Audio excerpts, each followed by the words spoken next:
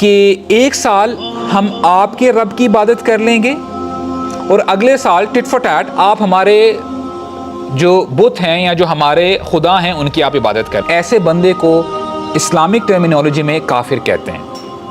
That's what کافر means. قل یا ایھا الکافرون، اے وہ لوگ جو کافر ہو، اے کافر ہو، لا اعبد ما تعبدون. آپ کے اگر موبائلز میں قرآن ایپ ہے، ٹیک آؤٹ دا سورہ and if you have the translation وہ اپنے سامنے رکھیں تاکہ جو ہے انشاءاللہ اچھی طریقے سے آپ کو سمجھ میں آئے. لا اعبد ما تعبدون، میں اس کی عبادت نہیں کرتا جس کی تم عبادت کرتے ہو. ولا انتم عابدون ما اعبد، اور نہ تم عبادت کرتے ہو جس رب کی میں عبادت کرتا ہوں. ولا انا عابد ما عبدتم، میں ان کی عبادت کبھی بھی نہیں کروں گا. یہ فیوچر کی بات ہو رہی ہے. I will never worship، میں ان کی عبادت نہیں کروں گا in the future جن کی تم عبادت کرتے ہو.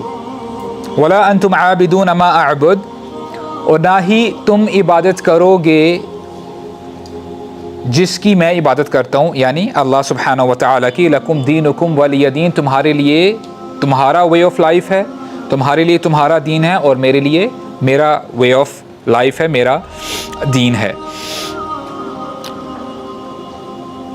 یہ سورہ نازل تب ہوئی جب مشرکین مکہ بڑی کوشش کر رہے تھے کہ کسی نہ کسی طریقے سے اسلام جو پھیل رہا ہے اس کو سنب کیا جائے، اس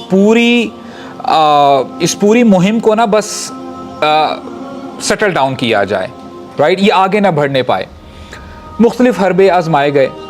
کبھی ان میں سے سردارین مکہ جو ان کے لیڈر سے وہ آتے ہیں، کہتے ہیں کہ جی اے محمد صلی اللہ علیہ وسلم، اگر آپ یہ سارا کچھ کسی خاتون کے لیے کر رہے ہیں فار انسٹنس، تو آپ جس خاتون پر بھی انگلی رکھیں گے ہم آپ کی شادی اس خاتون سے کروا دیں گے.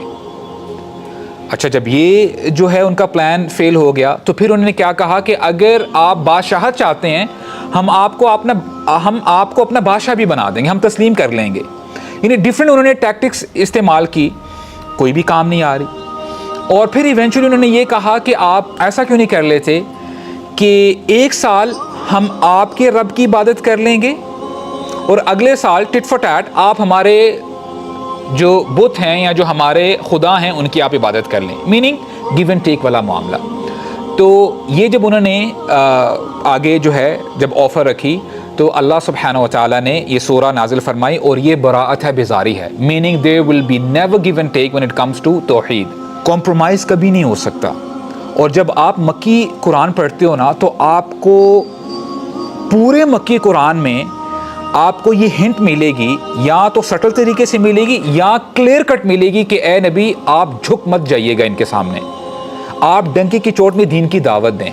اور یہ آپ کو ہو سکتا ہے ورگلانے کی کوشش کریں، آپ کو برائب دیں، آپ کو ڈفرینٹ طریقے سے جو ہے ذرا اپنے مشن سے ہٹانے کی کوشش کریں. You don't have to give up, کبھی بھی جھکنا نہیں ہے آپ نے.